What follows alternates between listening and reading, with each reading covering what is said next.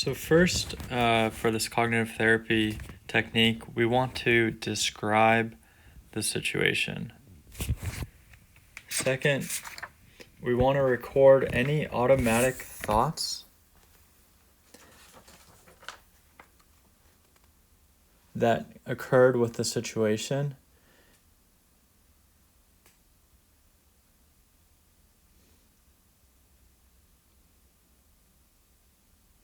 And we also want to rate these automatic thoughts that we have and how believable they felt at the time. And that could be on a scale of 1 to 10 or 1 to 100.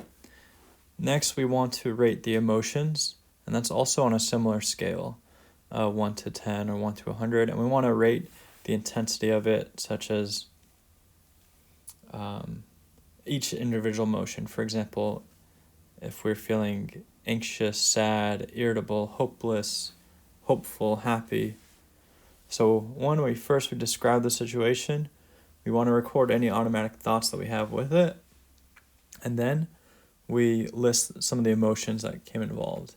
And then the fourth column, we want to rate how much do you believe in the responses that you just had.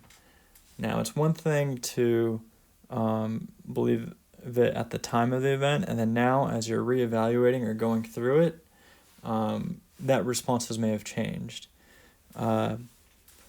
So because actually reflecting on the event and labeling it can help it to go away. So do you recognize any thinking about the situation or events that was incorrect?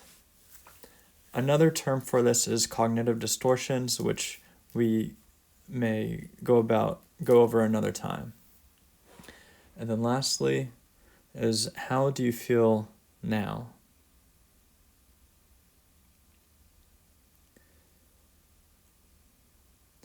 For example, are your emotions the same as they were before? Are they as intense now? Or are they less intense? Are your emotions changed? Are your thoughts, are they as believable now as they were at the time of event, or less believable now? Are there any other ways you looked at the situation now? So let's take a practical example based on these exercises. So first you have the situation or event that caused these thoughts or feelings that you had at the time. You have a section for the automatic thoughts that occurred after the situation or event. Next, we talk about the emotions that we had at the time. The next section is for evaluating that response or any alternative outcomes or ways to look at it. And actually the outcome will be this last column. We'll go over the outcome of it.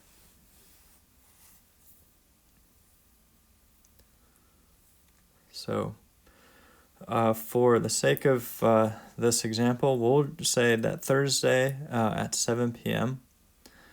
I sent a text to a friend to see if they wanted to go out for dinner tomorrow night. And what happened? A few hours go by, and the friend doesn't respond to me. Please excuse this handwriting if it's not that legible, but I hope the take-home point is getting across. So what happened with what automatic thoughts I get? Well, I get worried. Did they not...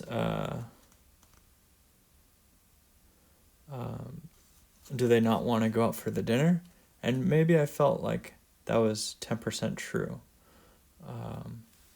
I also thought, well, maybe they've been seeing someone else.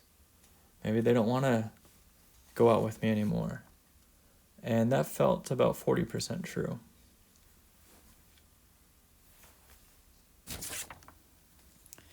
And now let's say maybe they're too busy to read my message, and that's why they didn't respond. And that feels about 50% true. Or I think it's about 50% true. So let's go to the emotions I felt. Well, I felt pretty tense. I don't know why, but I just felt tense. And it was about 70% in intensity. Remember, with 100% being the highest and 1% being the lowest. I also felt sad. Maybe they don't want to go out for dinner with me. Maybe they don't want to spend time with me. And that was about 30% true. And then I got this feeling of hopeless. Well, am I ever going to be able to go out for dinner with someone? And that was about 25% true. So that's how I felt again at the time of, around the time of the event, a few hours after. But now reflecting on it, I think there's other ways to look at the situation.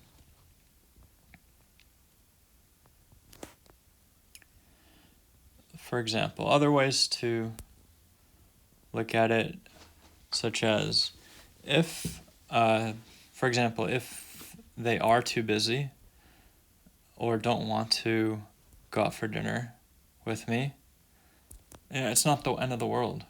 Life goes on. I don't have to get all worried or tense or worked up about it. Maybe that's better. Maybe I'm better off. Maybe I can pick up that book that I've been neglecting, or pick up that hobby I've been wanting to put off or been putting off.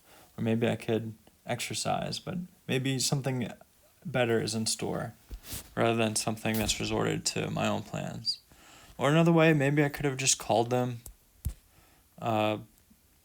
before, or maybe I could call them the time of the dinner. Maybe I didn't have to wait for a text message or wait for a response. So now that going through this, I feel better. The outcome, to be honest, I feel better. I feel more hopeful. I'm not as tense. I'm not as sad. I'm not worried that they're too busy or that they're dating someone else. I don't really care as much at this point. Maybe it's better to do something else. Maybe it's better to exercise, read a book, or have some other hobbies, or do something else with my life, rather than go out for dinner with them. So here we see a practical example of a cognitive therapy worksheet, and the premise is that changing your thoughts affects your feelings, affects your behaviors. So they're all sort of interconnected. Changing any one of them affects the others. And actually just the process of identifying some of the thoughts or feelings that you're having and just reminding yourself it'll pass, it'll not be there forever, can help to go away.